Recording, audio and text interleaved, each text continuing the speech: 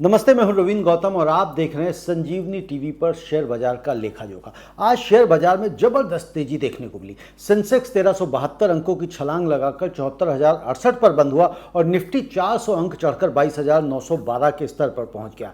सुबह बाजार में तेजी 2% से भी ज्यादा थी और पूरे दिन खरीदारी का माहौल बना रहा। लेकिन बड़ा सवाल यह है, क्या यह तेजी एक मजबूत संकेत है या सिर्फ एक टेम्परेरी राहत? दोस्तों, अगर आज के पूरे दिन को हम समझें तो बाजार में ब्रॉड बेस्ड रैली देखने को मिली। सिर्फ बड़े शेयर ही नहीं, मिड कैप और स्मॉल कैप में भी तेज खरीदारी हुई। निफ्टी मिड कैप करीब 2.6% चढ़ा और स्मॉल कैप 2.63% चढ़कर बंद हुआ। सेंसेक्स के 30 में से 29 शेयर बढ़त में रहे, यानी बाजार में बाइंग पूरी तरफ फैली हुई थी, पूरी तरफ हरियाली थी, सब तरफ हरा ही हरा था। और सेक्टर्स की अगर हम बात कर लें तो मीडिया सेक्टर सबसे ज़्यादा चढ़ा, प्राइवेट बैंक्स और ऑटो शेयरों में भी अच्छी तेजी रही, जबकि फार्मा सेक्टर में सीमित बढ़त देखने को मिली। अब हम यहाँ पे ग्लोबल ट्रिगर्स की अगर बात करें, क्योंकि सवाल यही है कि तेजी आई कहाँ से, तो इसका जवाब भारत के बाहर है। अमेरिकी राष्ट्रपति डोनाल्ड ट्रंप ने अगले 5 दिनों तक ईरान के पावर प्लांट्स पर संभावित हमले टालने की बात कही। बस इस खबर से ग्लोबल मार्केट्स में राहत आई। टोक्यो, हांगकांग और सिडनी जैसे एशियाई बाजार भी तेजी में रहे और उसका असर क्या हुआ, भारतीय बाजार पर साफ दिखाई दिया। दोस्तों, लेकिन इस तेजी के पीछे एक बड़ा जोखिम अभी भी बना हुआ है। कच्चे तेल की कीमतें ऊंचे स्तर पर बनी हुई हैं। ब्रेंट क्रूड करीब $102 पर बैरल पर रहा और WTI लगभग $90.7 के आसपास। और सबसे अहम बात यहां पर यह है कि ईरान ने बातचीत की खबरों को खारिज कर दिया है, यानी तनाव खत्म नहीं हुआ, सिर्फ फिलहाल टला है।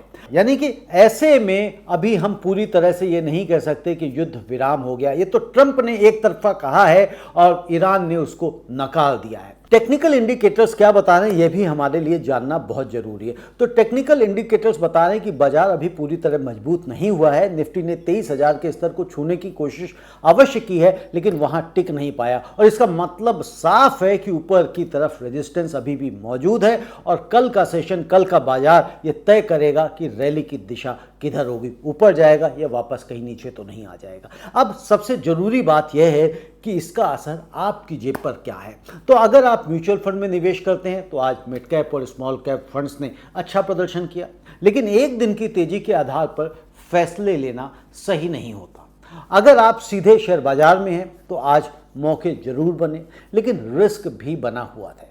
और अगर आप निवेश नहीं भी करते तो भी यह खबर आपसे जुड़ी है। अब आप पूछेंगे, जब मैं निवेश ही नहीं करता तो ये खबर मुझसे कैसे जुड़ी हुई है? तो दोस्तों, अगर कच्चा तेल महंगा होता है तो उसका असर पेट्रोल, डीजल, ट्रांसपोर्ट और रोजमर्रा की चीज़ों पर पड़ेगा। यानी कि आज की तेजी एक राहत जरूर है, लेकिन यह पूरी तरह स्थायी नहीं कही जा सकती और 1372 अंकों की तेजी यह दिखाती है कि बाजार सेंटिमेंट अभी भी पॉजिटिव है, लेकिन ग्लोबल अनसर्टेनिटी खत्म नहीं हुई और जब तक ये युद्ध मिडिल ईस्ट का पूरी तरह से समाप्त नहीं हो जाता तब तक बाजार इसी तरह से रोलर कोस्टर बना रहेगा। कभी ट्रंप का बयान आ जाएगा कि वो युद्ध को रोक रहे हैं तो मार्केट ऊपर को भागेगा, और कभी आ जाएगा अगर उनका बयान कि अब हमने गोले दाग दिए, अब किसी तरह का कोई समझौता नहीं होगा, तो मार्केट अगले दिन ही धड़ाम हो जाएगा। क्योंकि सब कुछ एक तरह से आप ये देखें ट्रंप ही हैंडल कर रहे हैं। कई बार तो ये भी लगता है, लोग ऐसी बातें भी करते हैं कि कहीं ट्रंप मार्केट को ऊपर या नीचे करने के लिए ऐसे बयान तो नहीं देते रहते, क्योंकि ट्रंप अल्टीमेटली तो बिजनेसमैन है। उनका भी मार्केट में पैसा लगा होता होगा, उनके साथियों का लगा होता होगा, उनके मित्रों का लगा होता होगा, क्योंकि वो इस तरह के बयान देते हैं। वो जानते हैं कि उनके बयान से पूरी ग्लोबल मार्केट के ऊपर क्या इम्पैक्ट पड़ेगा। तो इस तरह के वो जो बीच बीच में बयान देते हैं, क्योंकि आप अगर देखेंगे वो उनके बयान कंसिस्टेंट नहीं है, यानी कि बिल्कुल एक ही तरफ नहीं रहते। कभी कहते हैं कि हमने तोड़ दिया, फोड़ दिया, और कभी कहते हैं जी हम कुछ नहीं कर रहे हैं, कभी कहते हैं हमने युद्ध जीत लिया, कभी कह रहे हैं कि हमारी बातचीत चल रही है, कभी कह रहे हैं कि हम उसको निचोड़ देंगे। तो ये सब चीज़ें क्या बताती हैं? यानी कि ट्रंप अभी जो भी कह रहे हैं, कर रहे हैं, उस उतना रिलायबल नहीं है और यही कारण है कि मार्केट भी उसी के हिसाब से चल रहा है। तो हमेशा मैं कहता हूं, और सुभाष जी के साथ जब हमारी चर्चा होती तब भी बात निकल के आती है कि मार्केट में अगर लॉन्ग टर्म में आप बने रहते हैं तो आपको कभी भी नुकसान नहीं होगा, पैसा बना के देगा ही। यानी कि जो लॉन्ग टर्म इन्वेस्टर है, मार्केट नीचे गया उसको क्या फ़र्क पड़ता है, 28 फरवरी से नीचे जा रहा है, आज 24 मार्च है, एक महीने अगर मार्केट नीचे चला गया कोई दिक्कत नहीं है। हो सकता है जो इस तरह के लॉन्ग टर्म इन्वेस्टर्स होते हैं, हो सकता नहीं होते ही हैं, तो वो पैसा इन्वेस्ट करते हैं। फॉर एग्जांपल अभी मान लीजिए मुझे पता है मार्केट नीचे आया हुआ, अच्छी वैल्यूएशन पे सौदा मिल रहा है तो हमने खरीद लिया। क्यों? क्योंकि जैसे ही मार्केट तेज बढ़ेगा ना, आपको 5, 10, 15% की तो तेजी एकदम से वैसे ही आपको पैसा मिल जाएगा, वैसे ही बेनिफिट आ जाता है। तो इस तरह से कभी भी पैनिक में सेलिंग नहीं करनी चाहिए। अगर आप शेयर मार्केट से पैसा कमाना चाहते हैं तो आपको लॉन्ग टर्म इन्वेस्टर बनना होगा।